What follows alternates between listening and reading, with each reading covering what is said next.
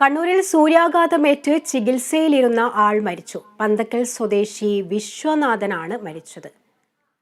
ഇതിന്റെ കൂടുതൽ വിശദാംശങ്ങൾ നൽകാൻ കണ്ണൂരിൽ നിന്നും അമൽനാഥ് നമ്മളോടൊപ്പം ചേരുന്നുണ്ട്. അമൽ, ഇതെപ്പോഴാണ് സംഭവം?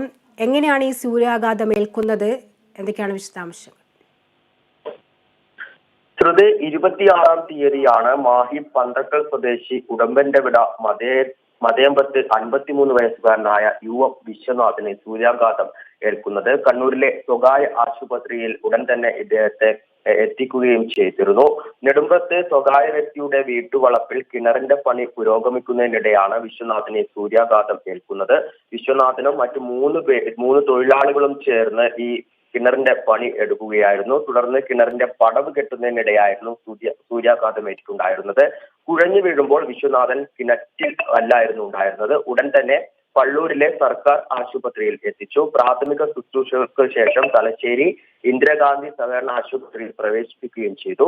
എന്നാൽ സ്ഥിതി ഗുരുതരമായതിനാൽ പിന്നീട് കണ്ണൂർ ബേബി മെമ്മോറിയൽ ആശുപത്രിയിൽ പ്രവേശിപ്പിക്കുകയായിരുന്നു. എന്നാൽ ഇന്ന് പുലർച്ചെ 2:45 ആകുമ്പോഴേക്കും മരണം സംഭവിച്ചിരുന്നു. പ്രതീക്ഷയാണ് വിശ്വനാഥന്റെ ഭാര്യ. വിഷ്ണുപ്രിയ, വിനയപ്രിയ എന്നിവരാണ് മക്കൾ. ഇത്തരത്തിൽ സംസ്ഥാന സൂര്യാഘാതം ഉള്ള സാഹചര്യത്തിൽ അതീവ ജാഗ്രതാ നിർദ്ദേശമാണ് നിലവിൽ പുറപ്പെടുവിച്ചിരിക്കുന്നത്.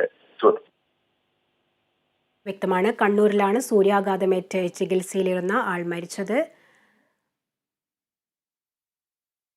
കിണറിന്റെ പണി എടുക്കുന്നതിനിടെ വിശ്വനാഥിന് സൂര്യാഘാതമേൽക്കുകയായിരുന്നു. തുടർന്ന് കണ്ണൂരിലെ സ്വകാര്യ ആശുപത്രിയിൽ ചികിത്സയിലിരിക്കെയാണ് മരണം സംഭവിച്ചിരിക്കുന്നത്. വിശദാംശങ്ങളാണ് അമൽനാഥ് നൽകിയത്.